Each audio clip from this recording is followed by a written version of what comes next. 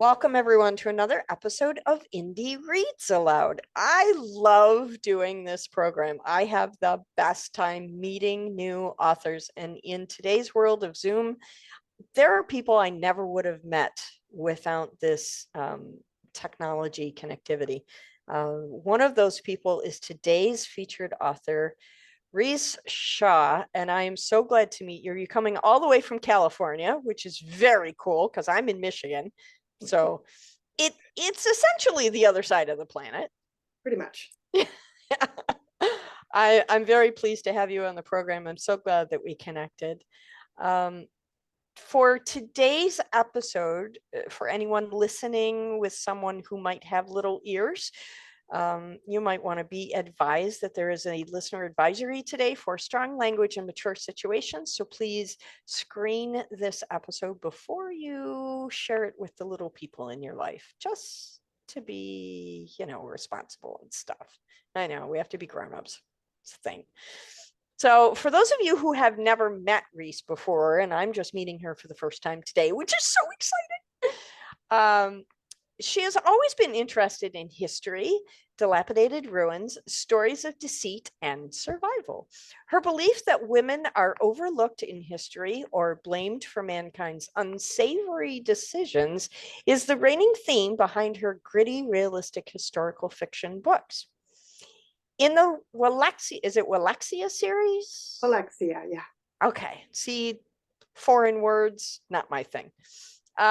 Rhys draws upon her love for story to bring to the pages and bring them alive with the personal struggles and pain of strong female characters, taking us on their journey to overcome and thrive. And the next part of this bio, I specifically giggled at, and I wanted to share that with you because it was just so much fun. In the modern world, Rhys shares her home with a few furry friends and a less furry spouse, which I think is just a wonderful way to refer to your spouse as less furry. She can be found with her nose in a book or taking a walk, though not at the same time. I think you're missing a really great experience here. For one who's done it, I think you need to walk and read a book at the same time. Okay. Just do it. Okay. Find yourself a big open field and get a book and just walk where you know you're not going to run into trees and read. This is how I read the entire book, The Art of Motorcycle Maintenance, Zen in the Art of Motorcycle Maintenance. I read it over the course of an entire day while meandering myself through an open field. That's wonderful. It's a great experience. I really recommend you should try reading and walking. It's fun. Okay. Well, thank you so much for having me and introducing me. That's very, very kind. I think that when I was younger, I probably did read and walk a bit more, but as I've gotten older, my longing to survive has probably made me a little bit more cautious. But open field, great idea. Open field. Yeah. And then when you master that, then you can start walking through the woods. Okay. Yeah. Okay. And not walking into the trees.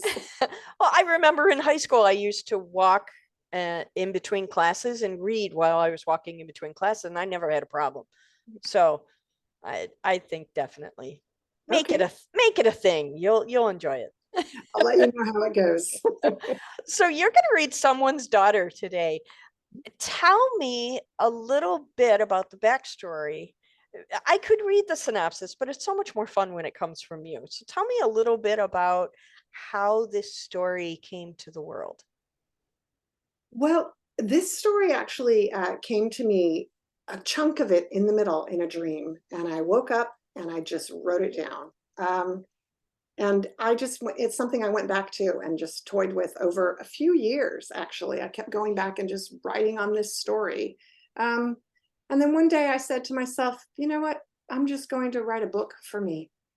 I'm just going to write a book. Nice. Because I had written short stories. I'd written lots of little tiny novella things and stuff I'd never published. But I was like, this is my chance to write for me. And once I made that decision, I really believe the universe kind of just opens things for you. And suddenly it's like, oh, look, there's this free writing course, or not writing course, but marketing, or there's this free thing, or there's this self-publishing. And I'm like, okay, well, maybe I'll do more. It was intended to be one book. And as you see, there's a few more. Uh-huh. Once I had And written we the were first, speaking in the green room, there's a fourth coming, right? forthcoming, I'm about 50 Yeah. words into it now, so I'm hoping to get that one. That will come out early next year. And then that's this series, the Welexia series, will be finished and complete. And I think that's hard. That's difficult ending because you could always continue, you know, Sure, sure. as the characters. But for book one, I feel like book one could be a standalone if you wanted it to be, and that's the end of that. But the characters had a lot more to say, so I carried on. Isn't I it interesting how our imaginary voices um, become less imaginary the more we talk to them? Absolutely, they are there. You know, I've gone so far as to go, oh, what astrological sign is so and so? Okay, that's you know, yeah, Yep. and their food, their likes, all of the things Oh, sure. they become a part of us, so much so that, you know, inevitably sometimes some of them might die and I cry. You know, I cry when I kill off a character. Yeah, yeah. It can be a painful thing. Yeah, yeah, Separation of any kind, especially when you live with them so deeply through the pages of yes. creation and nurturing and editorial, and then when you have the finished book and you get to read it out loud to audiences, um, those are those are moments that are heartfelt, especially I think for the author, because they come from inside you someplace. They do, and they're all, you were saying how the characters come alive and they're all so different, you Yeah. know, all so different. And I love that. I mean, someone's daughter, I have three sisters. The oldest sister, she's the stories are all about her. She's my main character. And she's 13 when we start. She's very young Wow. and she's got two younger sisters, but she's a tough kid. I mean, she's So what time period are these books set in? 14th century. Very cool. Okay. All right. My headspace is in the right place now. Yeah, I would love it if you could read aloud for us, I'd and love to. then we'll talk a little bit after, but I'm really excited to hear this story. I haven't read it yet, and I read the synopsis and I'm super intrigued. Oh, thank So you. Well, when you are ready, please, Rhys, take the microphone and read aloud. I will. Thank you. Okay, here's my book. Prologue. Our daughters shall carry the earth. They will mend her, replenish her with children, heal her with wisdom. Our daughters shall raise their sons in the ways of the land and people to bring about peace and clarity for what must happen. Our daughters will right the wrongs of men who knew no better and of men who knew the truth but did not care. Alaria was trapped. Inside her dream, she felt someone was hovering above her, staring down, ready to pounce. They grabbed her wrists and she flailed about, trying to protect herself. Her eyes opened. It was not a dream. She was being held down by a tall man with piercing blue eyes. He was laughing as he tightened his grip on her. Let me go. How dare you even be in my bedchamber? She struggled, trying to kick her legs, but with his firm grip and her heavy bedclothes, it was a lost cause. The man only leered at her as other guards entered her room. She heard one of them ask where the other two royal bitches were. Pulling her to a standing position, the blue-eyed man told her to get dressed or not. He said it didn't matter to him. As soon as he released her, she grabbed her thick dressing gown, pulling it around herself to stop his eyes from boring into her, and put on some socks for warmth. Morning had not yet broken, and her fires hadn't been lit. It was bitter and cold within her room. Her breath looked like smoke in the frigid air as she asked, "Why are you here? And what is the meaning of this?" Before anyone answered, the younger princesses were dragged into her room and shoved towards her, both crying and terrified.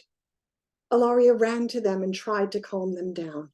Shh, hush now, it will all be all right.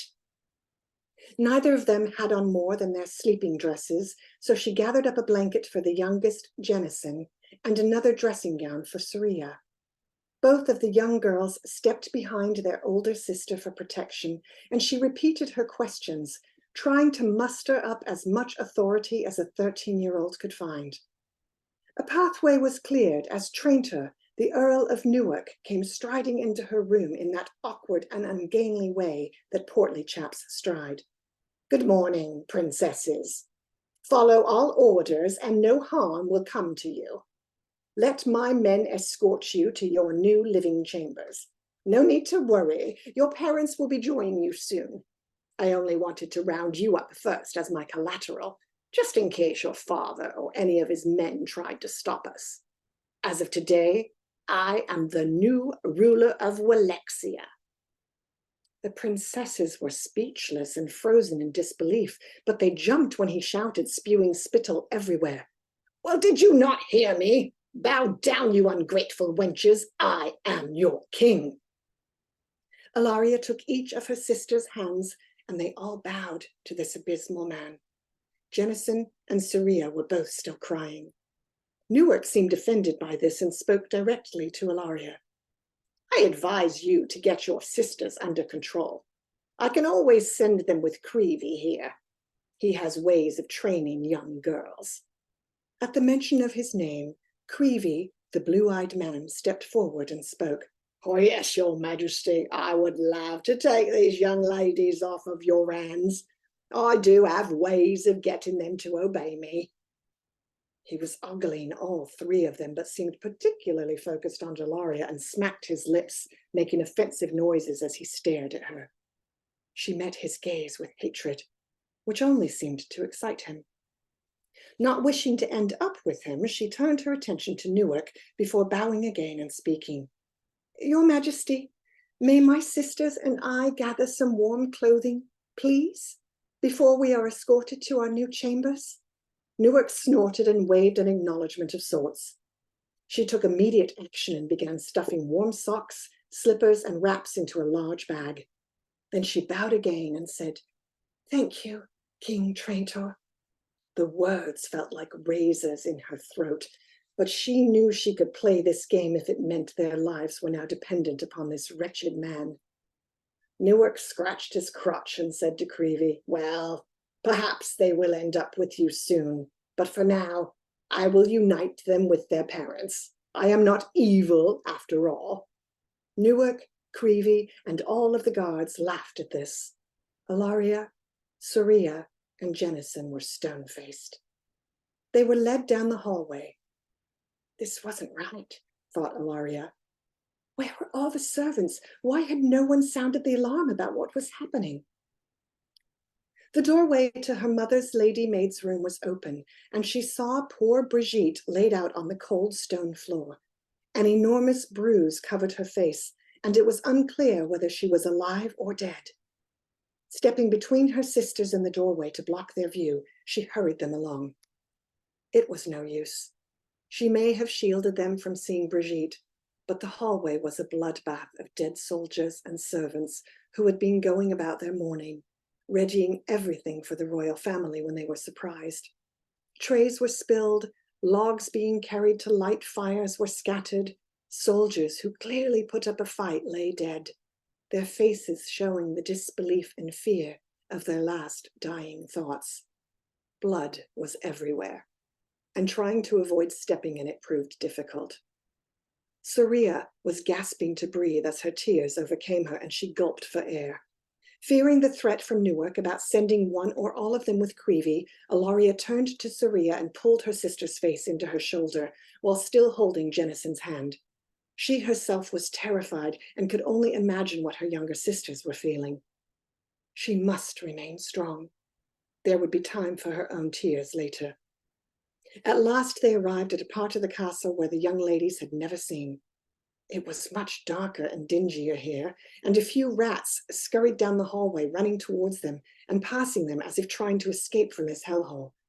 A large door with iron bars creaked open, and the girls were shoved inside. There was a clanging of metal as the door was locked with a padlock the size of a hand. It smelled like rotting piles of food before they were buried or eaten by the castle pigs. Jennison vomited. Saria wailed. Ilaria pulled her clothing up to cover her nose and mouth and looked around, taking in their surroundings. Surely the new self-appointed king did not realize where they had been taken. A mistake must have been made. She hurried to the door to ask a guard, but he only laughed at her and spat on the floor. No mistake, missy. Welcome to your new abode. Hearing a commotion outside of his bedchamber, the king sat up. The sun had only just begun to crest the horizon, spilling a hazy orange light into the royal chambers. He looked over at his wife, sound asleep, and waited for the noises to pass. The footsteps and the frenzy were getting louder, closer. He reached over to wake her just as men entered their room, shouting at him to get to his feet. In his confusion, he stumbled from his bed to demand who was responsible for this intrusion upon his sacred space, when from the doorway, several large men wearing an unknown crest cleared a path, and the Earl of Newark entered with a smirk upon his round face. Ah, glad we didn't have to awaken you from your slumber, old man. Although I can see that your wife certainly needs her beauty sleep. Seize them, he barked, and the men came forward to grab him. The queen cried out in fear and confusion as she was dragged from their bed. He felt helpless. All of the rumors he had been hearing about the Earl of Newark were true. He didn't want to believe them, and yet here he was, taking control of Welexia and the crown. The king and queen, with a soldier on either side of them gripping their arms, were escorted to the dungeon and thrown into a damp, dark cell.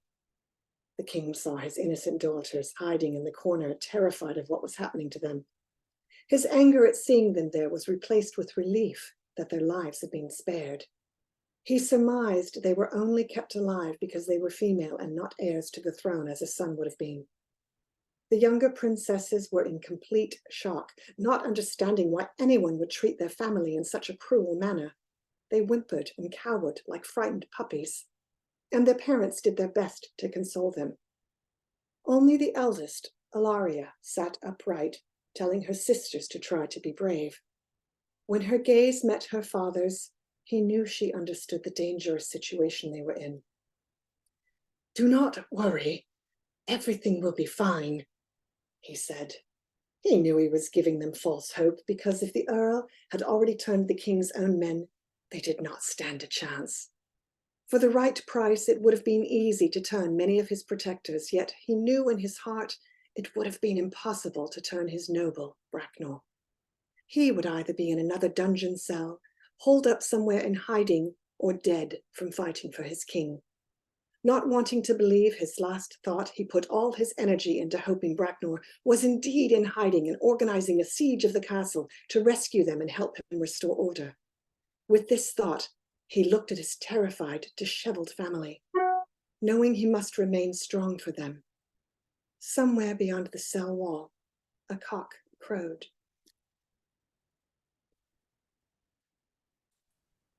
Okay. Can you come back and read to me again tomorrow?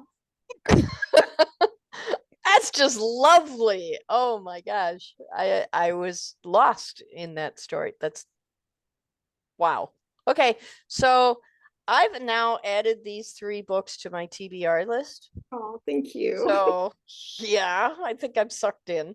Um, Tell me, what was the most difficult part of writing Somewhere's Daughter for you? What was the biggest challenge that you ran into?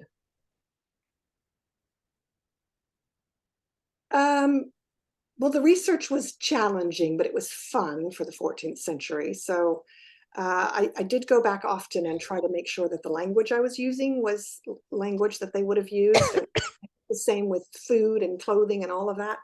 But I think so this is going to sound odd, but I haven't not written a memoir, but I have put some personal situations, as we all do, into our books. And it's Sure. for me, it's been a very healing way of overcoming some traumatic events. And so some of them actually have crept into my books, maybe not to the extent, or perhaps they have. But my Ilaria is a survivor, and I'm a survivor.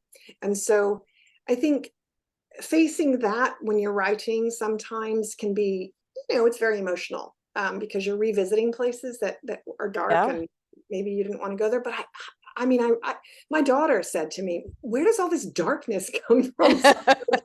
So surprised, and I said, it just comes. It's in there. and it comes and it's very therapeutic, and it comes out of me. So Sure, the catharsis of it is it's one of the things I love most about writing. Um, we reward people we don't feel are rewarded enough in life, and we torture people who we feel haven't been tortured enough in life. And it's a great way to do that without getting arrested. You know? I mean, when you read book one, you're going, I hope, and some people have put this in their reviews, have commented on some very similar things happening in the current timeline of our world. And that's on purpose, you know. Sure, sure. It's what was your favorite moment in this book? I mean, I understand this might be a spoiler, but tell me what your favorite moment was when you wrote it. You said, "Oh yeah, I like this. This works. This is good." What was a moment like that for you in this story? I think when Alaria, so, and this will be a little bit of a spoiler, but not too much. The family spend a lot of time in the dungeon, Mm-hmm. like a few years, and that's not healthy, and people die. Yeah. So Ilaria at one point looks around at her family and realizes, we're all going to die these miserable deaths if I don't do something.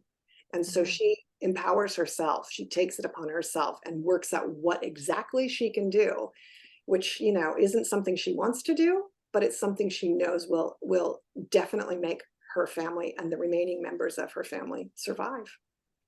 Wow. See, I don't believe that there are such thing as spoilers. I think there are such things as enticements. So Oh, when we hear you talk about those pieces of story, it just makes me want to go read the book that much more. well, I didn't tell you who dies yet, so that's Oh, okay. but people die. It's 14th century. People die. You know, I've had some readers say to me, they're glad that I wasn't afraid to kill off certain people. Mm, It's even, you know, sometimes you'll read a book or even watch something on Netflix or whatever you watch, and you'll be going, oh, wow, they survived. Oh, yeah, they survived. That's amazing. But in real life, they wouldn't. yeah. Yeah. It is And fun.